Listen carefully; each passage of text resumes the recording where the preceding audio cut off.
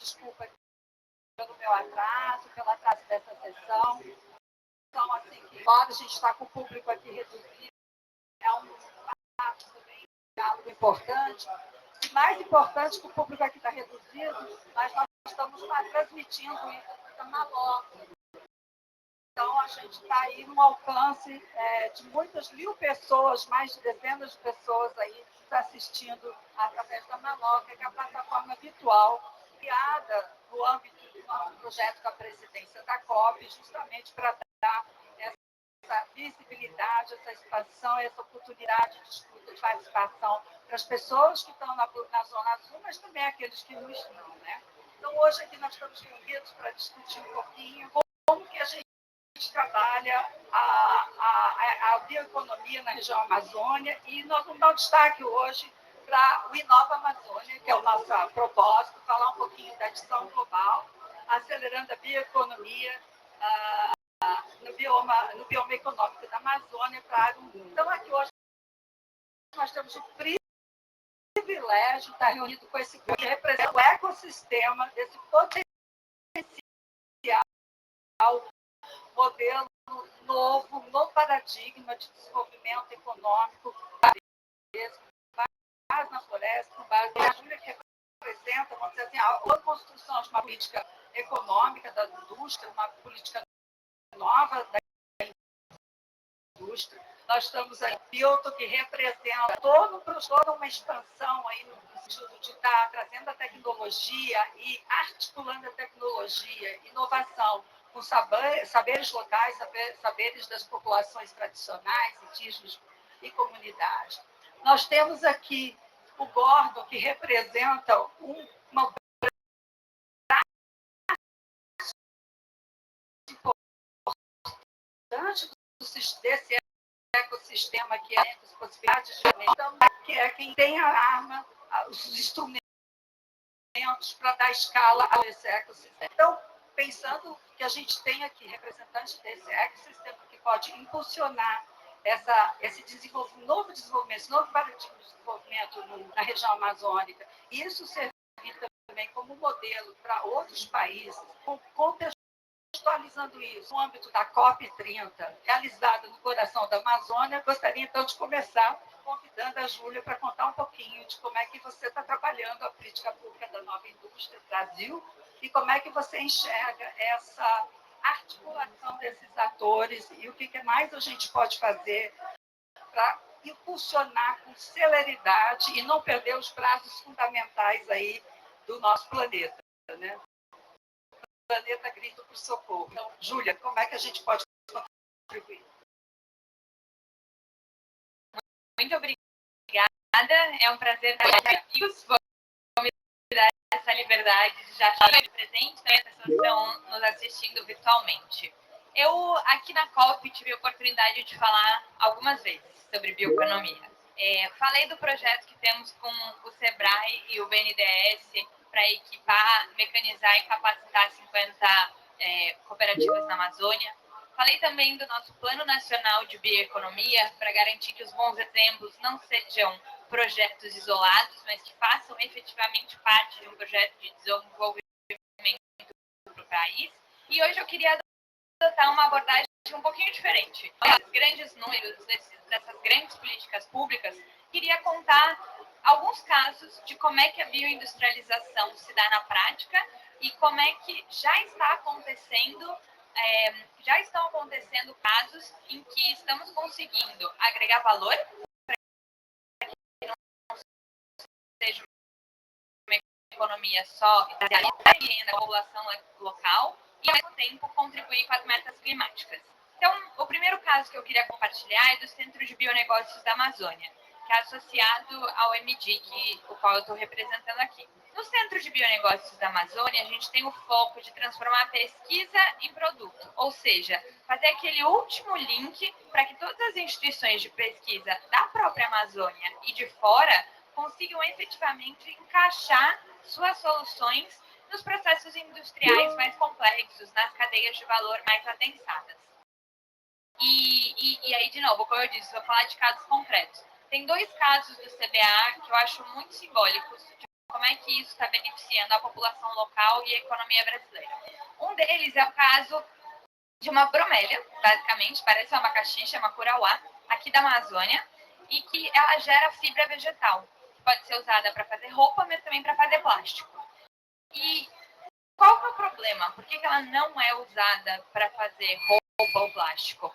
Porque a gente não tem, a gente não consegue fornecer em escala previsível a produção dessa bromélia para a indústria. Então, lá no CBA, eles se dedicaram a fazer pesquisa sobre essa fibra e eles conseguiram aumentar a produtividade, que era de produção de 7 mudas a cada 6 meses para 700. Ou seja, um aumento de 100 vezes de produtividade por meio de pesquisa em biotecnologia. E com base nessa descoberta, nesse desenvolvimento tecnológico, a Tutplast, que é uma empresa que fica na Zona Franca de Manaus, já está fazendo um projeto piloto para integrar a fibra vegetal nos seus produtos plásticos. Inicialmente é um percentual pequeno, mas já está acontecendo em um produto piloto. Então, esse é um caso. Outro caso do CBA, que é super bacana e acabou de receber um prêmio internacional, é sobre a castanha do Brasil. A castanha tem, às vezes, ela tem uma toxina, chamada aflatoxina. E precisa ser feita uma análise da castanha para demonstrar que ela é segura para consumo. A gente não tem capacidade em escala de fazer essa análise, o que significa que muita da castanha vai para o mercado informal no Brasil ou passa informalmente também, vamos colocar assim, para outros países, como a Bolívia. E aí lá na Bolívia, lá na Colômbia, eles fazem o processamento, a análise, o beneficiamento da castanha e às vezes, inclusive, essa castanha volta para o Brasil com um preço muito maior, chegando nos grandes mercados urbanos, tendo feito esse detour por outro país. Que não faz o menor sentido, porque o valor agregado aí vai ficar, inclusive, fora do Brasil, não é nem só fora da mão do produtor. No CBA, eles, em parceria com uma startup, desenvolveram uma tecnologia que, com o uso de inteligência artificial, consegue fazer uma análise, um mapeamento muito mais eficiente da proteína. Isso está lá, está funcionando, eu vi, é uma esteira, basicamente, que faz a análise com inteligência artificial e radiação, para determinar se aquela castanha está segura para consumo, e isso permite que ela passe para as etapas de beneficiamento mais avançadas. Então, mais um bom exemplo de bioindustrialização agregando valor na Amazônia. E um último caso que eu queria contar, para não ficar só no CBA, mas tem a ver com o CBA também, é um caso que a gente está começando a desenvolver agora na cadeia do Pirarucu. E a gente está muito animado, porque tem o potencial não só de agregar valor, não só de manter a floresta em pé, mas também de contribuir com segurança pública. Por isso a gente está fazendo esse último caso de bioindústria em parceria com o Ministério da Justiça. Por quê que importa falar de segurança pública associada com a bioindustrialização? Porque a Amazônia, onde estamos, ela é também um corredor internacional do tráfico de drogas. E quando a gente chega do ponto de vista do Estado com uma intervenção de segurança pública, é importante que a gente não só chegue com a polícia, que é sim necessária, mas também com um projeto alternativo de desenvolvimento para aquela região, porque as pessoas precisam de renda para sobreviver, senão elas vão para os mercados ilícitos, nem sempre para droga, às vezes é para a extração ilegal de madeira, às vezes é para mineração ilegal, mas o mercado ilícito se apresenta como uma alternativa de prosperidade. Vamos ser sinceros, todo mundo pode e quer prosperar. Então, a gente, junto com o Ministério da Justiça, está desenvolvendo um trabalho no Alto Solimões para agregar valor, como eu disse, fazer intervenção de segurança e, em seguida, agregar valor à cadeia do pirarucu. O pirarucu no Alto Solimões é vendido a R$5 o quilo. Eu não sei se vocês já perceberam, isso é muito pouco. É muito mais caro o pirarucu. E por que eles vendem a R$5 o quilo? Porque senão apodrece. Quente, está todo mundo vendo. O pirarucu apodrece. Se você não vender o peixe para o comprador que se apresenta naquele momento, o preço que ele dá ali naquela hora, o peixe apodrece, você perdeu o seu produto. Então, são 3 módulos desse projeto. No primeiro módulo, é só disponibilizar o barco a frigorífico, que vai permitir que a gente conecte isso com compras públicas das escolas locais e já sobe de R$5 o quilo para 14, porque é preço fixo, mas precisa do barco frigorífico. Num segundo momento, a gente chega no segundo módulo com o processamento desse pirarucu. Então, além da refrigeração, você corta, você embala, você viscera, e aí você permite chegar em mercados ainda mais longe do que na escola mais próxima da região. Além disso, nos grandes centros, não são grandes centros, não é que precisa chegar em Belém, mas nos centros que aglutinam a produção, você consegue entrar com biofábricas que podem, por exemplo, fazer o filetamento, o que faz com que chegue defumado o pirarucu, por exemplo, e aí pode ir para exportação, pode ir para São Paulo, pode ir para os grandes centros urbanos. E por fim, o terceiro módulo, nesse segundo a gente chega a R$ 40 o valor do quilo. E por fim, o terceiro módulo, que aí eu não tenho nem valor estimado, porque eu acho que o céu é o limite, que é o processamento da pele do pirarucu. Que aí é altíssimo valor agregado, gente. É para produzir bolsa, valor de luxo, preço em euro, em dólar. E a gente tá planejando como chegar lá. Mas o mais importante, como chegar lá com a população. Não é para o dinheiro ficar todo com o intermediário. É para que efetivamente as cooperativas, os pescadores, os produtores locais tenham aquilo como uma alternativa de renda sustentável. Assim a gente consegue atingir nossas metas climáticas, mas também compartilhar benefícios e gerar renda para a população da Amazônia. Obrigada. Excelente. Muito bom, excelente. Eu acho que você trouxe bem no concreto, né, o que é possível fazer, e é exatamente isso que eu acho que é o propósito de todos nós aqui, né? Garantir que esse desenvolvimento tenha valor agregado mais e mais, que beneficie a população que mora aqui na região Amazônia. Ao cabo, são os 9 milhões de pessoas que dependem dessa floresta, que dependem desse convívio e do desenvolvimento baseado na natureza, né? E a gente conversava também, foi tão bacana você falar isso da integração com a área de justiça, segurança pública e justiça, porque ontem conversava com algumas pessoas, professores da Universidade Federal do Pará, e a gente estava apontando que o ecossistema aqui que eu desenhei muito rapidinho, ele é muito mais amplo, né?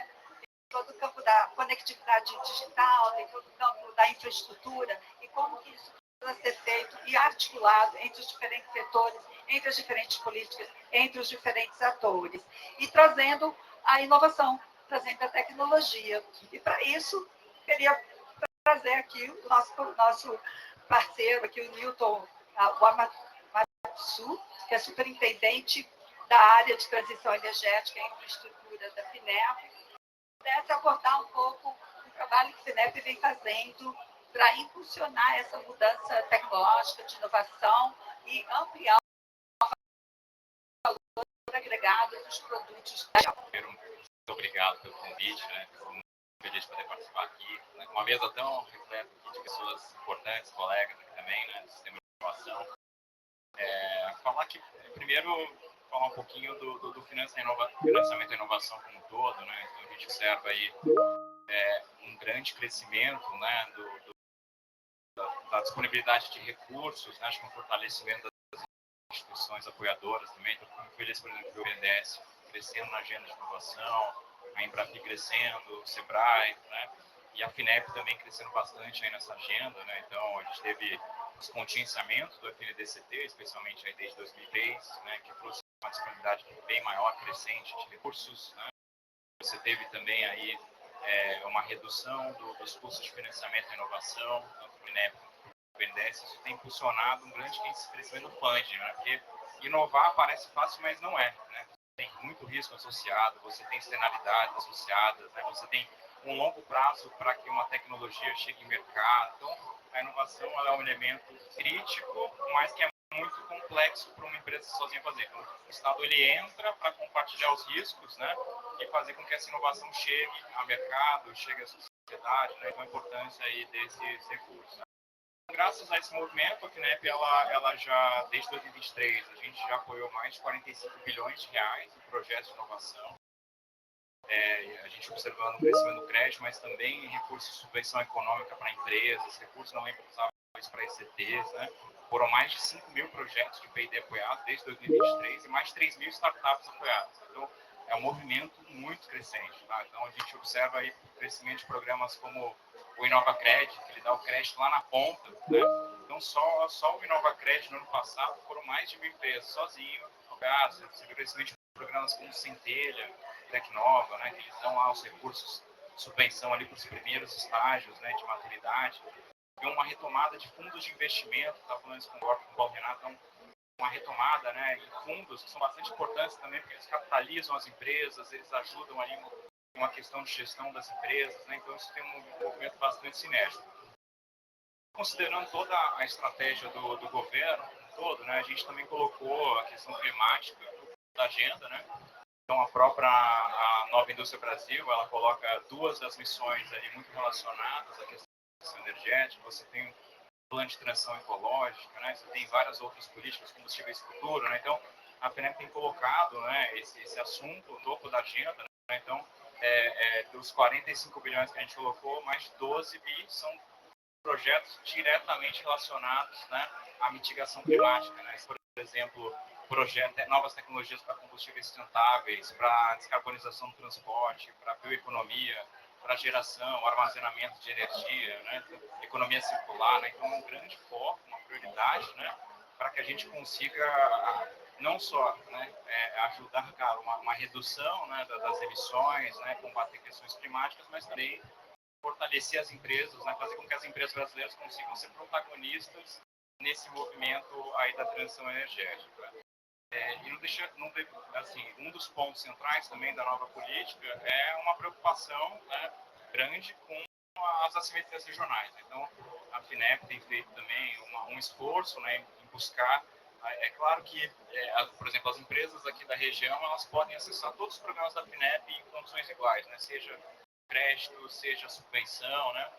Mas mesmo assim a gente fez um programa específico dentro da FNDCT, que é o programa Pro Amazônia, né? Ele está disponibilizando 500 milhões de reais especificamente aqui para ICTs e para empresas da região, né? Então, com base nesse programa, a gente tem lançado chamadas, né, seja de subvenção econômica para empresas, seja de não reembolsável para ICTs, especificamente para a região, e tem tido bastante sucesso. Inclusive, a ministra Luciana, aqui nessa semana, antes de ontem, ela lançou mais um edital específico com mais 150 milhões de reais aqui para a região. Então, é uma preocupação bastante específica, né? Aqui na região, então, a gente tem tido um apoio muito forte, né, questão de pesquisa, né, CTs, e também um apoio muito forte a startups, tá? Então, só para vocês terem uma ideia, só aqui na região, né, desde 2023, foram mais de 400 startups apoiadas, né, especialmente com Centelha, Tecnova, mas também com programas como a Nova Crédito, com programas como a subvenção econômica direta da FINEP, né? Então, a gente vê não só um número, mas vários casos de muito interesse, né? Então, a Júlia estava comentando, por exemplo, da Tutiplat, esse projeto a gente está financiando. Então, realmente é um projeto da Tutiplástico, CBA, né, para aproveitamento lá da Malvia, da Curauá, né? Então, um projeto interessante. A gente tem, por exemplo, o Barco Voador, a gente sempre comenta desse projeto, né, para melhoria da logística, que a gente colocou mais de 11 milhões de reais nesse projeto. Projeto da Bioverse, por exemplo, com a Natura, aqui para fazer um mapeamento com IA. É um drone que voa, ele consegue identificar quais variedades estão naquela região, que podem ser de interesse econômico. Então, são vários e vários projetos que tem nessa região, reforçando toda a importância que tem. E certamente a gente vai trabalhar junto com o BNDES, aqui junto com o SEBRAE, para a gente poder fortalecer ainda mais o nosso apoio. Tá bom? Obrigado. Eu achei super relevante, né? Eu fico pensando que a Amazônia não será mais a mesma após. Primeiro, acho que a gente tem que reforçar que nós temos uma política com direcionamento. Eu acho que isso faz toda a diferença, né? Se você não tem instituições hoje fazendo apostas em uma direção que não seja traduzida, né, na busca pelo desenvolvimento sustentável, alinhados com princípios muito mais claros do que a gente já teve no passado, né? E trazer a COP para cá e trazer a inovação para cá, como vocês vão trazendo, realmente vai transformar a região. Para mim, isso fica muito claro, a gente estando aqui e com esse olhar de que não transformar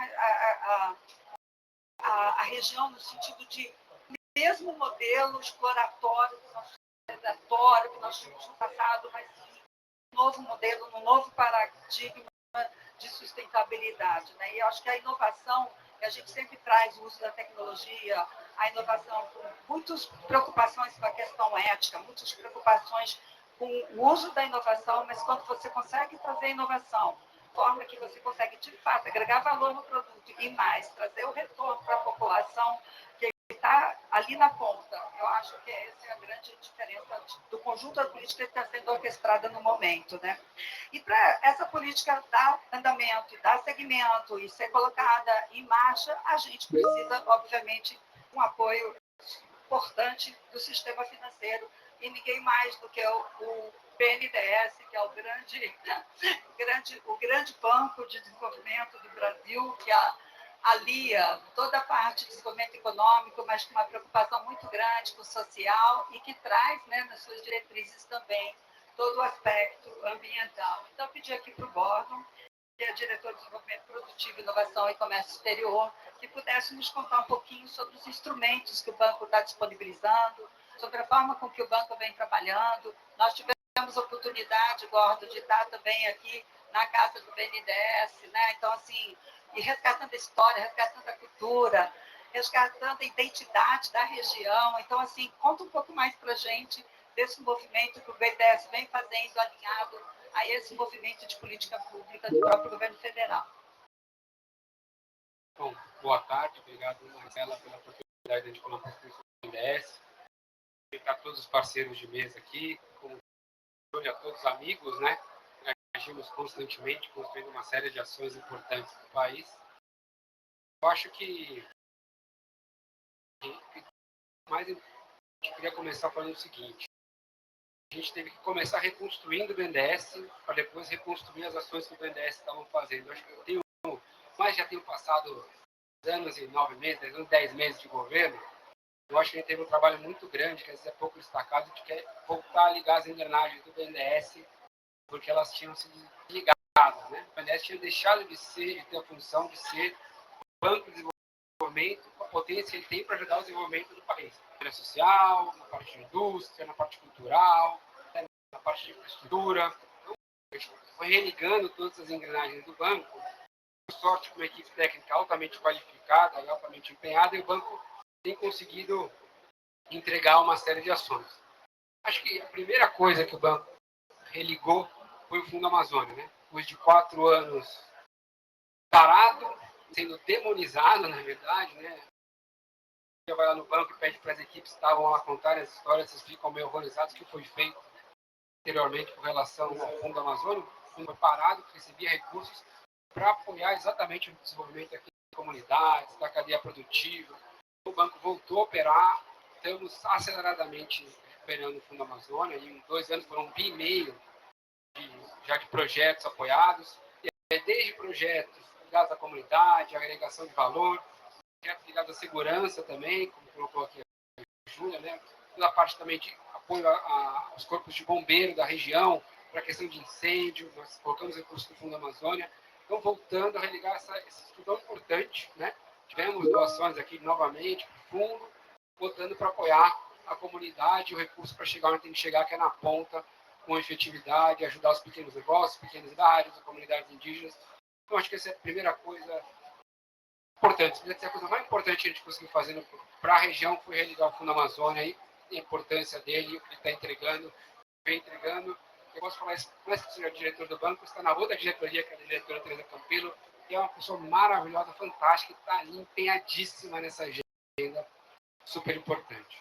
Então, acho que esse é o primeiro destaque que tinha que fazer, o papel do banco aqui para a região.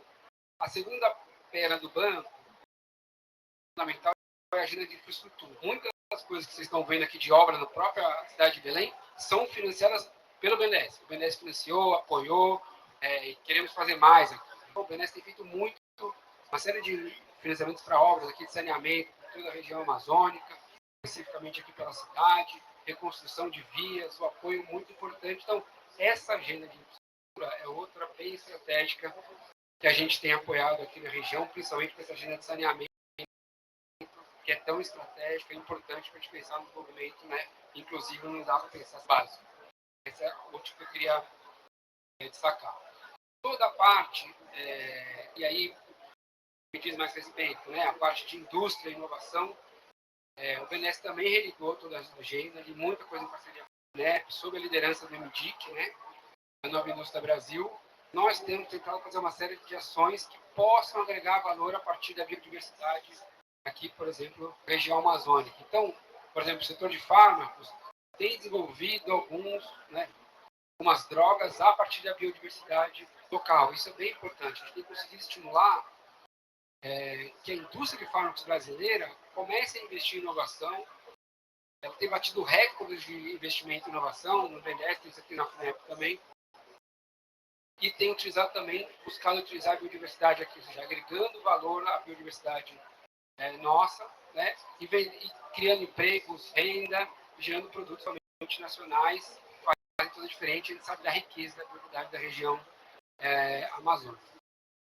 Temos também construído toda uma agenda de fundos, ou seja, volta da parte do BNDES Par ligado ao equity, seja fundos que nós investimos diretamente em startups. E aí temos alguns fundos estratégicos sendo usados exatamente para apoio a esse ecossistema fundamental e estratégico de pequenas empresas e startups. E um outro que nós estamos investindo diretamente, o BNDES voltando a investir diretamente em empresas, pequenas empresas, grandes empresas. O BNDES, depois de 10 anos parado, sem fazer nenhum investimento com equity direto, voltou a investir. Então, a primeira empresa que a gente investiu foi uma empresa de biofertilizantes, né? Então, é importante olhar essa agenda de biofertilizantes. Depois, a segunda empresa foi o IVE, que é o carro voador da Embraer. E agora vão vir com outros, uma série de investimentos em pequenas empresas, médias empresas e grandes empresas. O BNDES voltando a apoiar.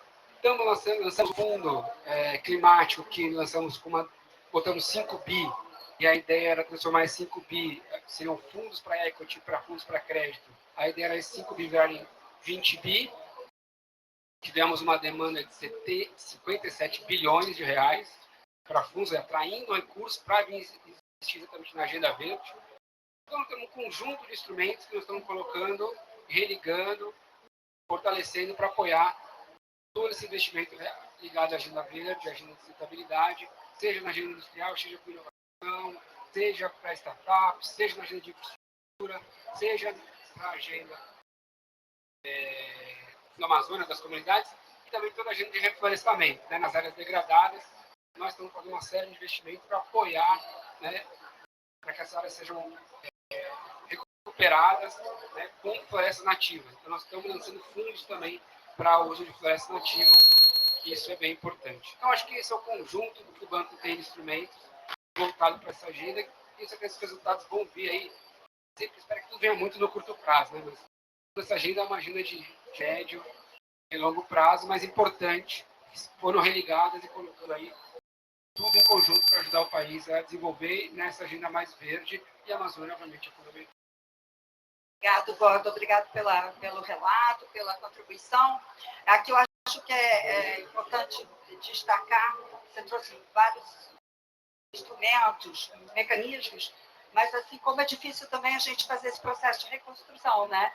E isso requer tempo, isso requer uma nova estruturação, e eu acho que assim o banco conseguiu, né, no curto prazo de tempo, trazer esse novo olhar a questão da descarbonização, olhar a questão da economia verde, de redirecionar o seu financiamento, e nós vamos ter, acho que, espero, um outro grande desafio, que vai ser novos fundos, novos recursos que vêm a partir da COP, né? Acho que a COP ela reacende, né, um movimento mundial, global, em que a gente espera que a gente tenha ainda mais oportunidades. E a gente vai olhar isso muito também agora no mercado de carbono, em outros instrumentos que estão aparecendo, que estão sendo mobilizados, e a gente tem que estar muito preparado do ponto de vista das capacidades nacionais para poder fazer frente a esse recurso que a gente espera que agora possa vir para o Brasil, né? E a gente super, assim, acho que o BNDES faz um trabalho extraordinário, a gente no organismo internacional, para você saber, as conversas internas, né, nos bastidores, a gente sempre lembra a nossa equipe de Nova York que o BNDES não só é um banco que está trazendo essa visão progressista, né, mas também é o maior banco de desenvolvimento da região, né, então, assim, é um parceiro, um aliado fortíssimo, é muito bom ver vocês nesse movimento, junto com a gente, impulsionando essa atividade. Essa agenda que a gente fala, não é uma agenda do Objetivo de Desenvolvimento Sustentável, ela é uma agenda de direitos, ela é uma agenda fundamental para o progresso, para o desenvolvimento humano, né? Então, assim, a gente super feliz de poder estar contando também aí com essa parceria com vocês. E aí, queria te convidar ao Renato, né, frente a todo esse movimento, eu gostei muito de você ter falado palavra, a questão da energia, gente, porque a gente estava conversando sobre essa parte da infraestrutura, né? Como é que a gente avança trabalhando lá na micro, pequena empresa, mas sem ter essa infraestrutura toda parada, e a questão da energia é fundamental. Mas olhando todas essas políticas, olhando esses movimentos, a atuação da FINEP, a atuação do banco, o SEBRAE tem colocado em marcha, colocado em pé o Inova Amazônia. Para o Inova Amazônia funcionar, obviamente, essa estrutura, esse ecossistema, ele tem que dialogar, ele tem que operar, ele tem que... Então, conta um pouquinho para a gente como o Inova está navegando nessas terras e como é que o Inova, que resultados vem trazendo e quais são os desafios. Que bom, obrigado, Maria. Agradecer a todos os colegas, a Júlia, Milton, Gordon, e me ocorreu aqui só um insight, né? Legal que você diz do ecossistema. E aí eu queria considerar que eu acho que a gente tem um sexteto de ouro. Talvez faltou só o MMA aqui, porque eu acho que o MMA traz a base da política pública da bioeconomia, o MDIC traz a base da política pública da nova industrialização, em que bioeconomia, né, a bioindústria é um dos elementos, isso puxa tudo.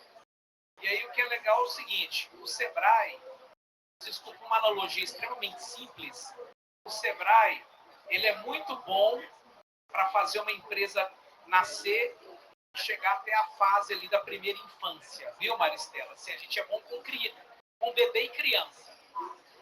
Depois, o SEBRAE precisa da FINEP, e aí não sei se o Newton concorda, a FINEP é muito bom para transformar de adolescente para adulto. Depois o BNDES de adulto para velho fica feio, né? Mas de adulto para maior idade, né? Tentei achar a palavra, não encontrei aqui na hora. Para maior idade. Então, e o PNUD, ele é o nosso olhar clínico desse processo e a visão global e internacional. Por isso que a gente está, inclusive, com o PNUD, né?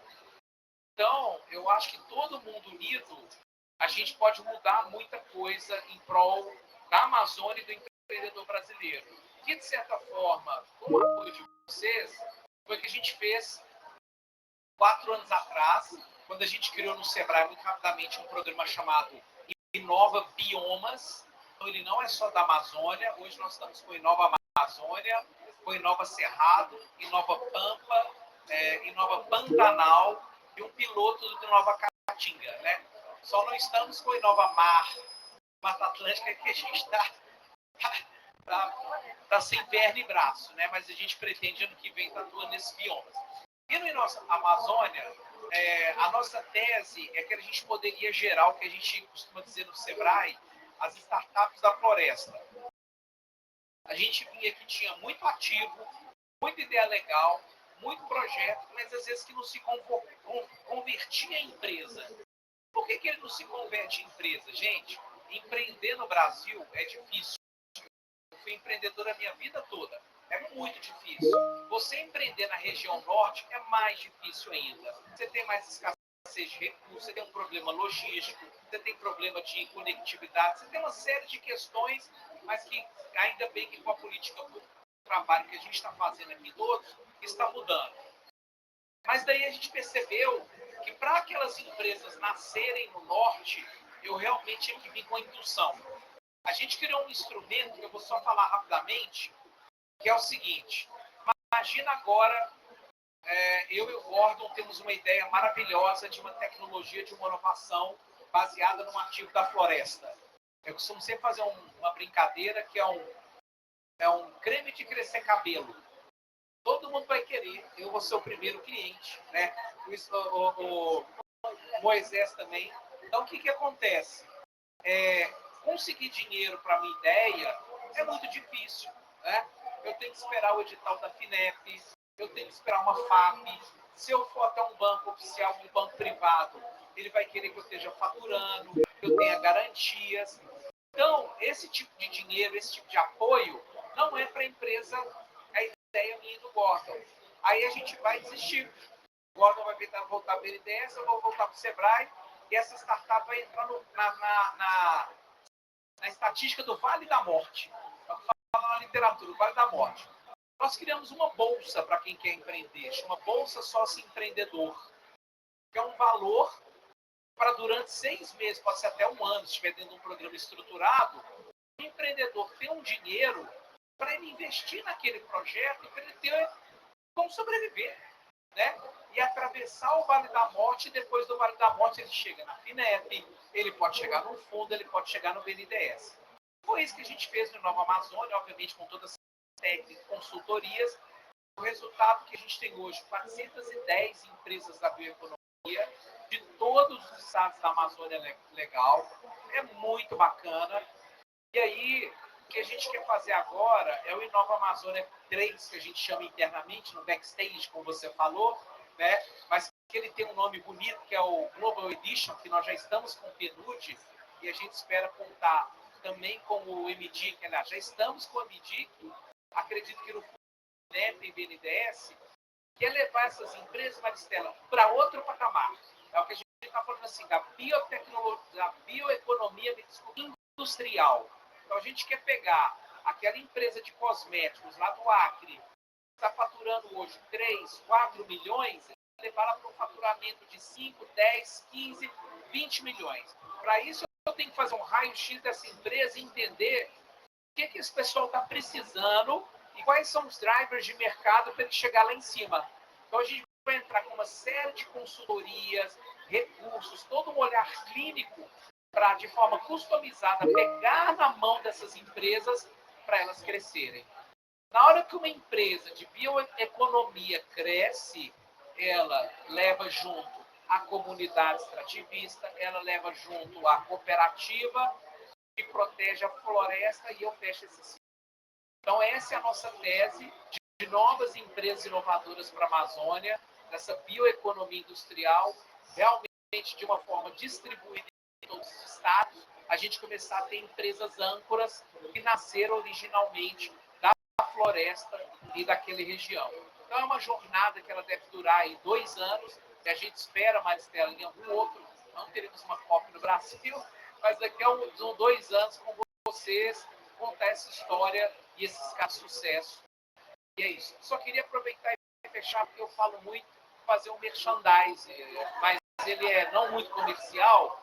Eu queria muito que depois vocês pudessem visitar a loja do Sebrae, está lá na Green Zone, com mais de 200 produtos da bioeconomia. A secretária Júlia foi lá, Milton está me devendo a visita e Gordon está devendo a visita, né?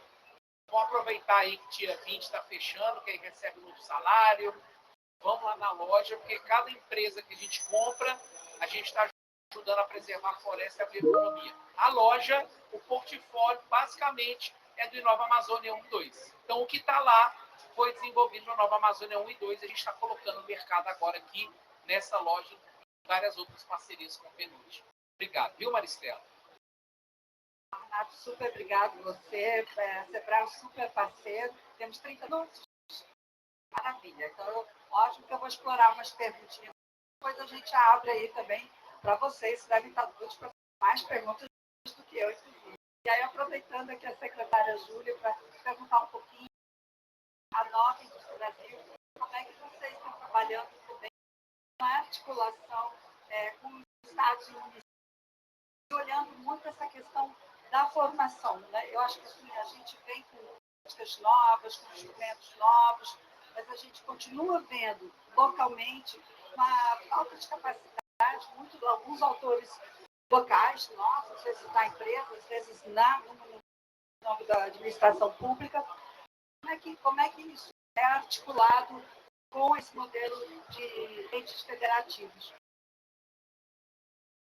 Obrigada. Alguns assuntos na sua pergunta, Maristela, mas vou tentar abordar todos. Em primeiro lugar, capacitação. Eu mencionei que a gente fazia isso em parceria com o Sebrae, mas não entrei em muitos detalhes. Mas, já que estamos aqui, vou contar um pouco mais como funciona o Coopera Amazônia, que a gente vai lançar segunda-feira com a presença do vice-presidente, inclusive. O Coopera Amazônia parte de várias premissas que eu falei na primeira fala, mas uma é agregar valor para o produtor local de forma a garantir a preservação da floresta e, ao mesmo tempo, gerar renda. E a gente feita a partir de uma parceria com a Embrapa, que mapeou nas 4 cadeias de valor amazônicas, então castanha, açaí, babaçu e cupuaçu, mapeou quais eram as necessidades tecnológicas dessas 4 cadeias da biodiversidade. A partir desse mapeamento de maquinário, o BNDES vai financiar um projeto de 105 milhões para efetivamente comprar esse maquinário e equipar 50 cooperativas dos estados da Amazônia. Mas não basta só a gente identificar qual a necessidade tecnológica e qual que é a máquina necessária para aquela comunidade. A gente precisa também ter um trabalho de capacitação para aprender a usar a máquina, assim como uma da manutenção, é claro, mas não só isso. Em parceria com o Sebrae, a gente está fazendo um projeto de longo prazo, contratar agentes territoriais, ou seja, são pessoas que entendem aquela cadeia, que entendem aquele território, que vão acompanhar as cooperativas durante 24 meses, e durante esses 24 meses vão traçar um plano que envolve, sim, a capacitação de como usar a máquina, mas também envolve como é que você insere essa cooperativa em cadeias produtivas de alto valor agregado, como é que insere nos mercados nacionais e internacionais, como é que garante que depois que você vai sair, depois que o governo mudar, depois que o BNDES já tiver considerado que a entrega está feita, se a máquina quebra, o que faz? Como é que no Estatuto da Cooperativa tem que ter lá um dispositivo garantido do que vai um pedaço da renda para o fundo de reserva para dar manutenção para aquela máquina? Esse tipo de coisa, que é uma capacitação de gerenciamento realmente, a gente faz em parceria com o Sebrae por meio da metodologia testada e aplicada deles, os ALICOPs, que está integrada nesse projeto MDIC, BNDES, Sebrae e Embrapa, que a gente vai estar lançando, como eu disse, segunda-feira. Entes da federação.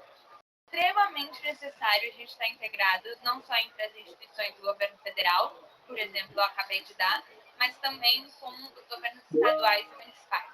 O melhor exemplo que a gente tem disso foi lançado hoje de manhã, na verdade não lançado, porque é uma iniciativa que já está rolando há um tempo, que é o Sistema da Economia de Impacto, que a gente apelidou de Simpacto lá no MDIC. O Simpacto, ele visa fomentar um ecossistema de negócios que, para além de gerar renda, gerar emprego, pagar imposto, também tenham como centro do seu negócio a resolução de um problema socioambiental. E a gente entende que fomentar esse ecossistema depende da parceria com os estados e municípios. A gente começou pelos estados, então hoje a gente tinha 4 estados no Simpacto, hoje entraram mais 4, foi essa cerimônia da manhã. E é por meio dos governos estaduais que a gente está direcionando recursos para esses negócios que geram impacto socioambiental. E, por fim, a integração com a NIB. A NIB, para quem não conhece, né, no governo a gente fala um monte de sigla o tempo todo, é a Nova Indústria Brasil, é o programa que visa...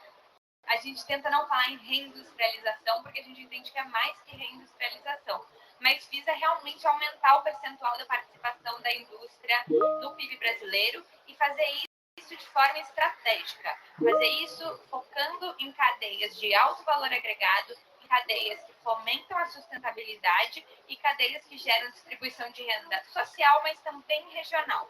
E a NIB, em sua missão 5, foca especificamente em descarbonização e bioeconomia. Então, basicamente, a integração é total. Eu podia passar a tarde toda falando das formas que a gente faz isso, por um mecanismo de diminuição de riscos, de política industrial, de incentivos fiscais, mas o coração é entender que o Brasil precisa de indústria e precisa de uma indústria sustentável.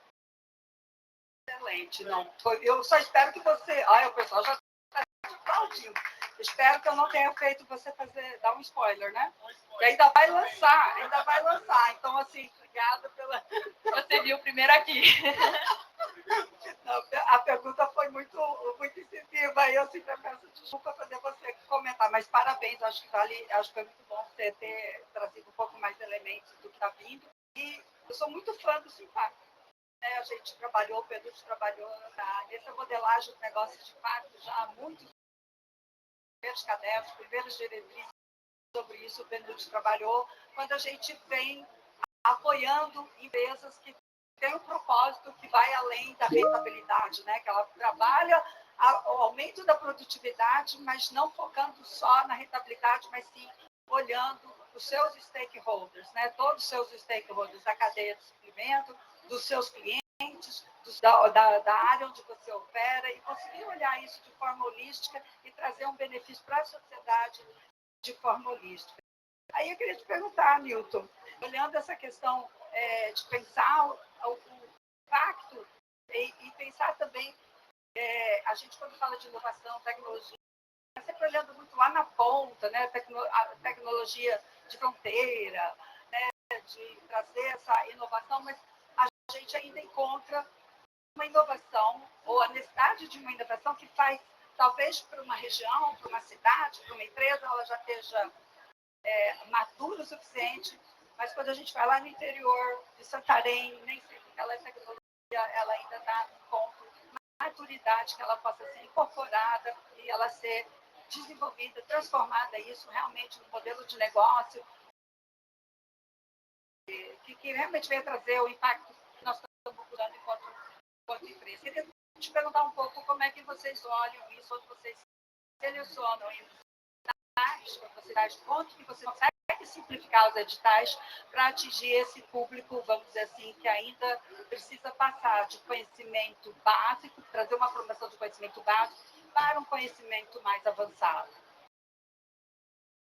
Não, excelente questão, Marcelo. Bom, assim, na FINEP a gente tem vários instrumentos, né? A gente tem crédito, não tem rentável, né? Investimento, tá? Em geral, a gente olha para 3 coisas que apoiam o projeto. A gente está olhando certamente a inovação, tem que ter uma inovação. Depende do instrumento, por exemplo, a subvenção, a gente tem um grau maior, a gente tem um grau maior de inovação. A gente tem que ter relevância. Sim, a gente faz um apoio quando a sociedade como um todo ganha. Por exemplo, a gente não vai fazer um apoio para um projeto que a empresa ganha, mas não tem uma externalidade. A gente tem que enxergar de que maneira que é um recurso público, de que maneira que a sociedade como um todo está ganhando com o projeto. Isso é crítico, tá? E, claro, tem que ter uma capacidade também de se executar. Então, por exemplo, você não vai apoiar uma startup para fazer um computador quântico se você não tem ali uma mínima capacidade. Então, a gente avalia essas 3 questões. Tá? Então, todo o julgamento, tá, das chamadas, da função é colocada para a gente entender. Tá? As 3 questões, elas têm que ser colocadas. Tá? É claro que a gente entende, né, que o Brasil é um país valendo muito certo. Tá?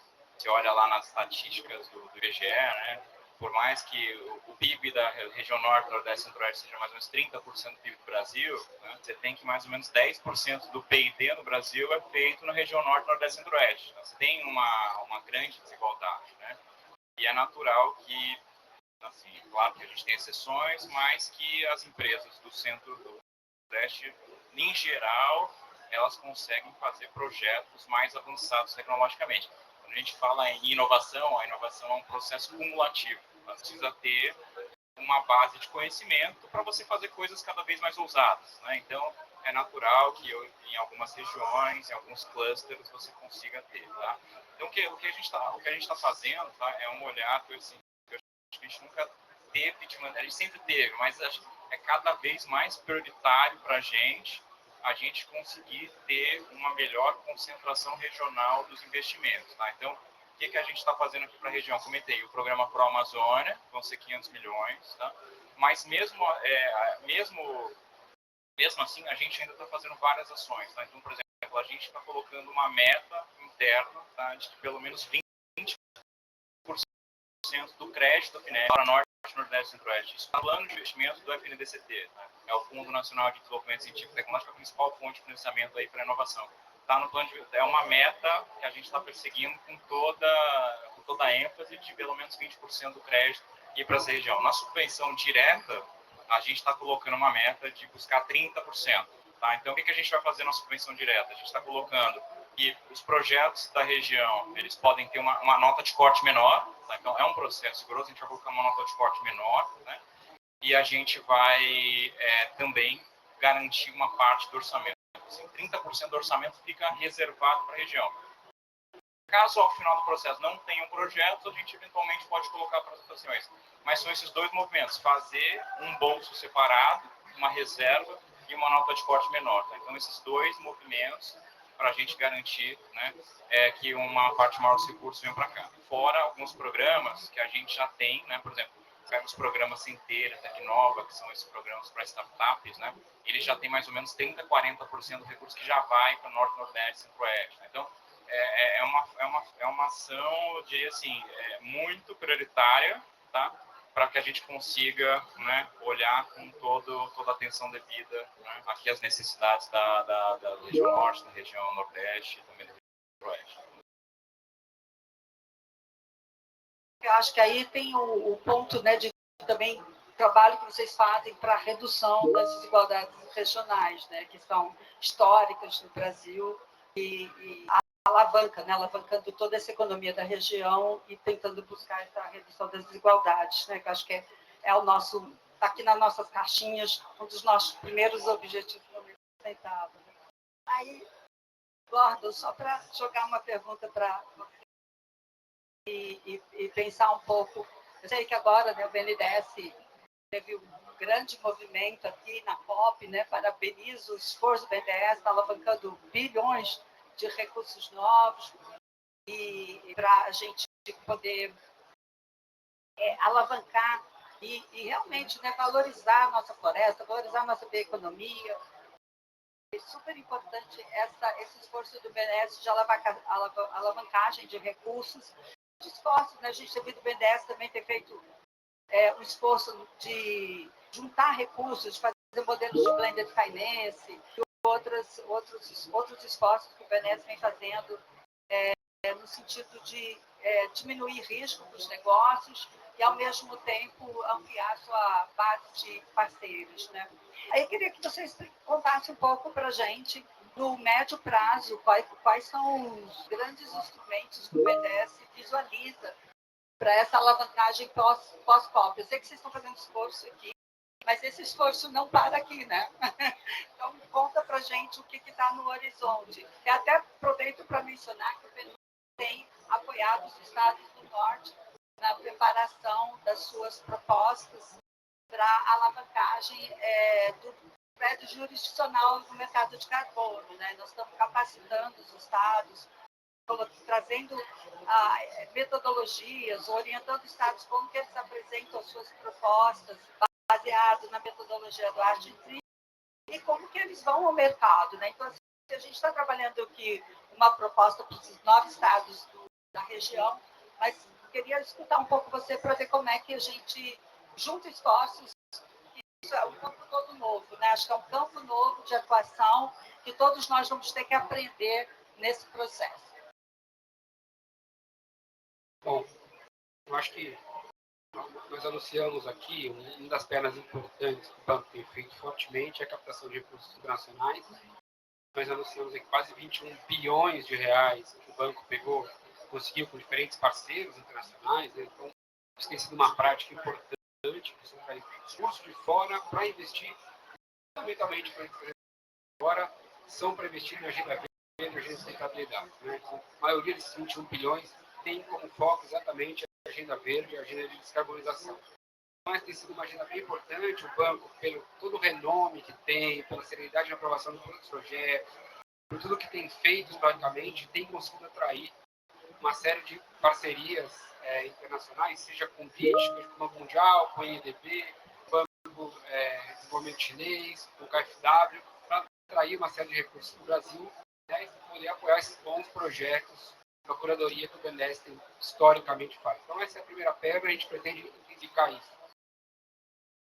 A outra perna que a gente também anunciou agora foi esses 5 bilhões que nós colocamos e alavancou mais de 50 bilhões para fazer fundos tanto de equity quanto fundos de crédito, e recursos que vêm do setor privado. Né? Então, essa é uma agenda que a gente tem procurado fazer. O BNDES entra com recursos e atrai o recurso privado, e aí desde formar fundos direto com o setor privado, gestores privados para investir em equity, ou fundos de crédito. Acho que essa é uma agenda que tem crescido e que a gente tem visto muito fortemente aumentar.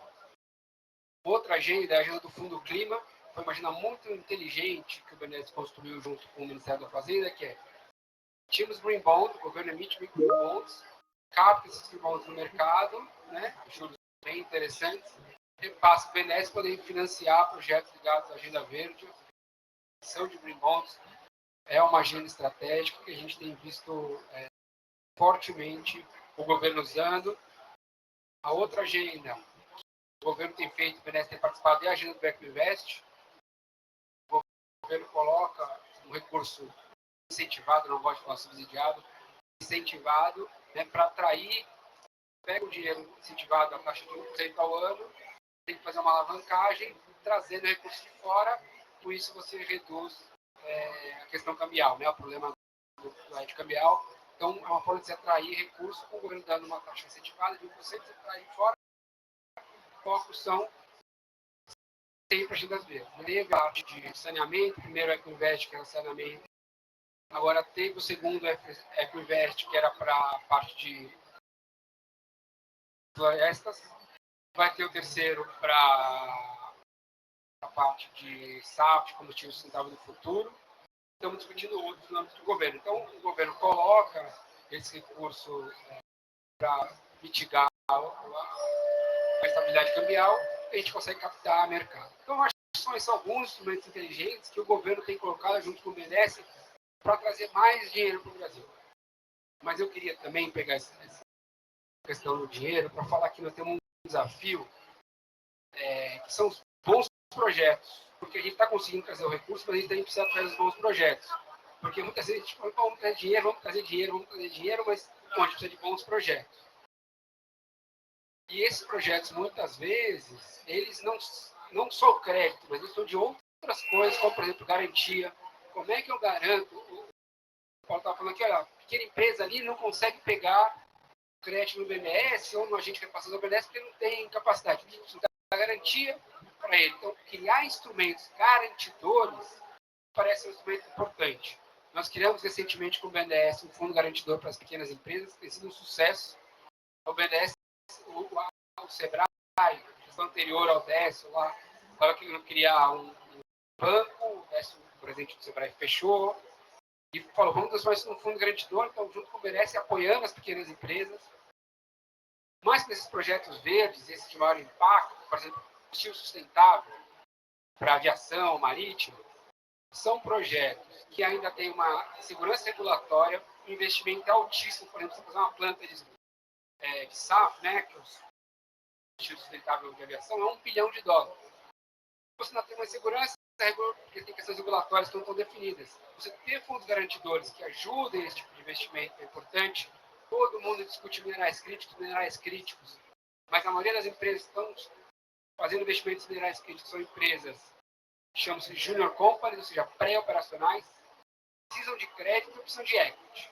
Com equity nós estamos resolvendo com o BNDES, estamos entrando nessas empresas diretamente, estamos discutindo com a Fazenda também modelos de equity diferenciados, mas elas têm opção de garantia para pegar crédito do BNDES para conseguir investir. Então, nós temos que montar todo esse pool de instrumentos financeiros para essa agenda de futuro, para que esses bons projetos consigam sair, para que eles ganhem escala, para que eles cresçam. Então, temos que ter o crédito, temos que ter o dinheiro, temos que ter o bom projeto. O Inés fez algumas chamadas interessantes com a FINEP, a chamada de SAF, combustível marítimo, a chamada de minerais críticos. Fizemos uma outra chamada que eu queria destacar aqui, que às vezes a gente leva pouco em consideração, mas para mim uma das chamadas mais importantes que a gente fez nas últimas da história do país, BNDES FINEP, no âmbito da Nova Indústria Brasil, que é a política industrial, que é para fortalecimento e atração de centros de P&D para o Brasil, para que o Brasil se torne um hub de pesquisa e desenvolvimento. Nós temos agora 88 bons projetos que vão ser apoiados pelo BNDES FINEP. A grande maioria desses projetos estão ligados ao Brasil se tornar um hub de desenvolvimento de tecnologias verdes, seja motores híbridos, seja o agro verde, seja, é muito interessante como o Brasil está se tornando grande locus do ambiente de tecnologia verde. A gente não pode perder essa oportunidade. O fato de você ter uma política industrial, mandada pelo MIDIC, da estabilidade financeira, o fato de você ter os recursos da FINEP também sem contingenciamento, está fazendo com que as empresas vejam no Brasil grandes locos, não só de desenvolver tecnologia, não só de usar a energia verde, mas desenvolver tecnologia no Brasil verde, que é um diferencial também importante. Uma aula. Obrigada. Foi uma aula, nossa, não, muito legal você ver isso e a gente fica muito animado, né, de se tornar essa referência, esse polo de tecnologia verde e realmente dar o lado de estabilidade de ser um país que exporta manufaturado, que exporta commodities para um país realmente que vai ter uma tecnologia diferenciada, tecnologia verde, que possa realmente ter um valor agregado diferenciado. Queria convidar meu colega Paulo Renato aqui para contar um pouquinho de como que você enxerga também nesse esforço coletivo, né, que a gente toda uma estratégia, uma arquitetura mesmo que o BNDES está montando, tem montado para essa atração de capital, mas que não para aí, que combina com a formulação, com o fortalecimento de produção, de elaboração de projetos de qualidade. Mas, uma vez a gente avançando, tendo os produtos de qualidade, tendo esse diferencial, como é que a gente faz para botar isso no mercado internacional, né? Quais são os desafios, principalmente para as pequenas e médias, pequenas e médias empresas, né? E se você pudesse contar um pouco da experiência do Sebrae, antes da gente passar por uma última rodadinha aqui com os colegas que ainda resistem e estão aqui junto com a gente. Fala. Obrigado, Maristela. Eu só vou pegar essa fala do Gordon aqui, que foi sensacional, é porque eu fiquei entusiasmado, Gordon, e até vou citar aqui o Newton. Agora de manhã eu fui lá na ilha do Cumbu, não sei quem já foi lá, amor, né? Um projeto Sebrae lá da Rota do Cumbu. Se eu falar, vocês vão ficar entusiasmados, vão lá e não vão na loja. Então não vou falar muito da ilha do Cumbu, das duas, nossa. Enfim, se você chegar até o porto aqui de Belém, atravessa de barco, tem uma ilha aqui na frente, e aí Júlio Sebrae fez toda uma rota turística, é meio longinho, mas dá para ir. Tem lá Casa de Chocolate, tem várias coisas muito legais. Mas o que me chamou a atenção, que eu queria te dizer, é que de repente eu me deparei com equipamento de filtragem de água para fazer água, para produzir água potável, né? Que ele foi financiado enquanto pesquisa do CNPq, apoiado pelo FINEP. Aí o Sebrae pegou, colocou dentro de um programa dele, que é o Catalise CT, virou uma empresa, virou um negócio lá em Pernambuco, e eles instalaram um módulo aqui, Júlia, na ilha do Cumbu, para pegar água de chuva e fazer uma opção de CAPEX, de engenharia. Então não adianta mais ele estar com o Sebrae, nem tampouco com a FINEP. Ele precisa do BNDES, mas para estar no BNDES ele vai precisar de garantia. Então, essa empresa, e aí eu ia fazer propaganda da ilha do Cumbu, mas estou fazendo a empresa agora, ela é tecnologia verde na veia. Se eu realmente não tiver esses instrumentos que o Gordon falou, ela não vai escalar. Ela não tem condições. Quantas comunidades, quantas cidades precisam de água potável? Né? É inacreditável. A gente está na Amazônia, na beira ali do rio, e eles não têm água potável. Né? Mas é só dizer mesmo. Então, assim, como é que esse arranjo de instrumentos é importante para essa empresa estar preparada para acessá-lo? E eu tenho certeza, Gordon, que eles, inclusive, não estão preparados do ponto de vista de execução de um projeto. Né? Mas você me deu esse toque, eu vou até checar isso aqui agora. Feita, então, essa pré-propaganda... Desculpa, qual foi a pergunta mesmo? Internacionalização. Jesus, hein? Mas, então, o que acontece? Desestruturou. É um desafio. A empresa... O que nós estamos fazendo no Sebrae? Eu vou falar de forma prática. Nós estamos agora com 380 startups lá no Web Summit. Eu vou dar para o outro, né? Nesse momento, 5 foram investidas. 5 da bioeconomia, inclusive, que a gente levou para um fundo europeu. Então, o que nós fizemos em particular? A gente tem chamadas em parceria com a PEX, em que, a partir de uma série de critérios, a gente leva as empresas para emissões internacionais. Para isso, ela tem que ter um preparo, né? Tanto do quanto do apreço no mercado internacional. A gente tem um agente de mercado junto com a Pex, que antes analisa se realmente aquela empresa tem apelo no mercado internacional ou não, e é um desafio enorme. Mas a gente criou uma inovação também, que o pessoal não gosta muito não, mas está funcionando, que eu chamo de grupo de acesso. Olha, eu não estou preocupado se o empreendedor não fala inglês, se a embalagem dele não está adequada, mas isso aqui tem um potencial tão grande, que se o empreendedor vê negócio, ele vai resolver. Que é a dona Dalva, né? Alguém já me viu contar esse caso? Aí, a dona Dalva é o seguinte, ela e ela desenvolveu, ela viu um problema ambiental no Amapá, que é o caroço do açaí. O caroço do açaí, ele vira um problema ambiental, né? Porque ele oxida, etc. Tal. E aí ela fez uma bebida fermentada com esse caroço, né? Ela triturou, faz uma fermentação e vira um café de açaí. Nem pode usar esse nome, mas é um café de açaí. E ela é tão empreendedora, gente, que ela testou o produto quando ela era motorista de Uber.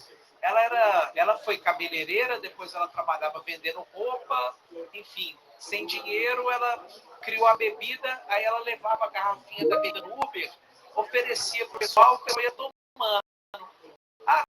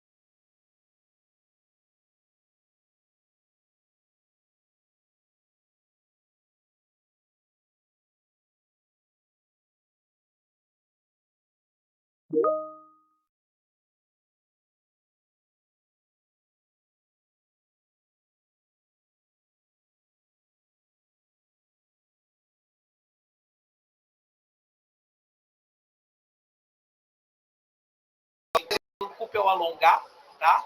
Mas se alguém quiser café de açaí ou produto da Carol, tá lá na loja do Sebrae, viu, gente?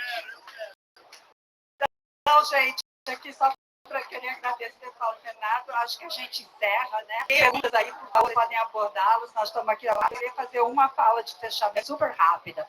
É que quando eu era criança ou na fase de adolescente, a gente sempre falava que o Brasil era o país do futuro. E aí eu queria deixar um registro aqui, vocês que são mais jovens do que eu, queria dizer que já chegou o Brasil, este país futuro é agora. E graças a vocês, vocês que estão pondo esses planos, as políticas, mostrando esses instrumentos em marcha, transformando realmente esse país num país mais justo, mais igualitário, mais humano, mais solidário e ambientalmente sustentável. Então, parabéns ao BNDES, ao SEBRAE, ao governo federal, à FINEP, e o PNUD é esse ator que ajuda a facilitar nos bastidores, estamos juntos com vocês, mas nosso muito obrigado e vamos juntos nessa pauta aí de luta contra a mudança do clima e de atingimento aí dos nossos objetivos de desenvolvimento sustentável. Meu muito obrigada a vocês.